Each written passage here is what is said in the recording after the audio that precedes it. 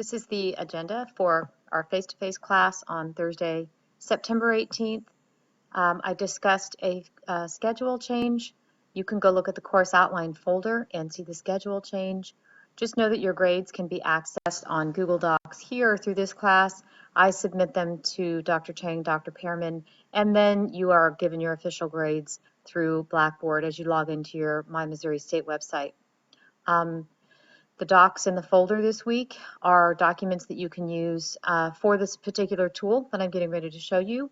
What we did in our face-to-face class is we practiced using the showing evidence tool and ways to use the showing evidence tool as part of your project if this is one that you choose. So let's take a look at some of the things that we did in class, and hopefully this will all make sense to you as we're moving on. So the first thing I did was I showed this YouTube video of the story of Jack and the Beanstalk. And I set it up to the teachers to determine whether Jack was a hero. So they're listening to the story that's on this YouTube video, and they're thinking about the statement, is Jack a hero? And using this tool, then, they're going to have to make the claim either Jack was or wasn't a hero, and then they're going to have to use supporting evidence to support that claim. And that's what this tool is about. Now, although you may or may not use Jack and the Beanstalk, what I would do is don't just show this tool to the students in your project without showing them how to use the tool first. And this little exercise might be something that you do very quickly with your students to show them exactly how to use the tool and how it works. And plus, who doesn't like to read a good story from their elementary years? So the other link I put in here is the Intel teacher page, which takes you here. It's the page that takes you to all the tools. And then we're going to look at the showing evidence tool. I'm going to pull that up, and it brings you to the place where you can log into your teacher workspace.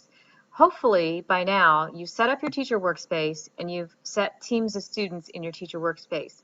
I didn't really go over the overview benefits. I did let them try the tool and a few things after class, and I showed them how to go here to project examples and look at some that they might want to pull into their teacher workspace. We practiced doing that.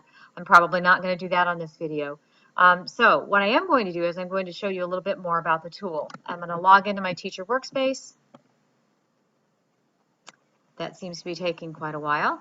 So I'm going to close out of some of these things just to avoid the drag of everything. I'm going to see if I can log in here. It may require me to put my password in, which is fine.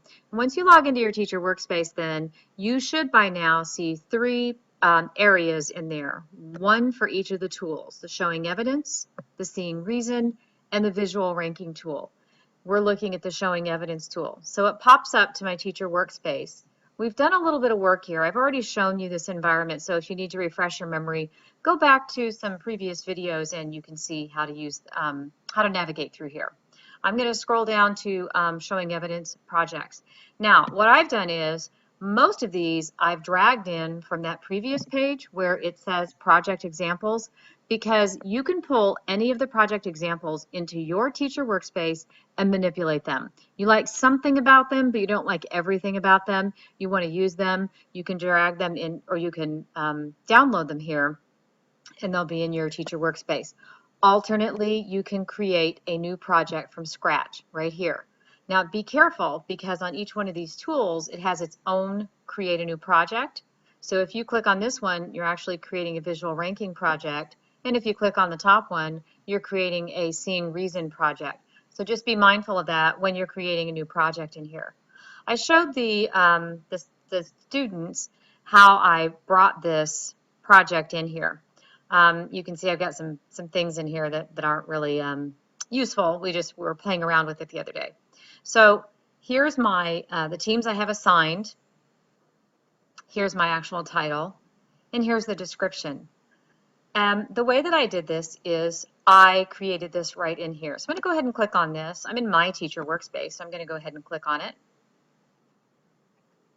and show you what it looks like.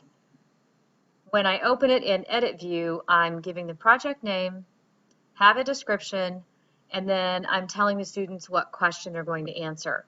Now, a couple of things to keep in mind here.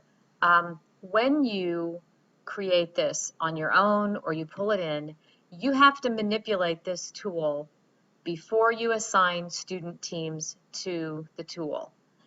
Once you've assigned students to the tool, then you can't go back and edit, and it will tell you so in a pop-up. Now, I'm going to stop this video because I think it needs to be broken into segments, and I'm going to pick up where we left off.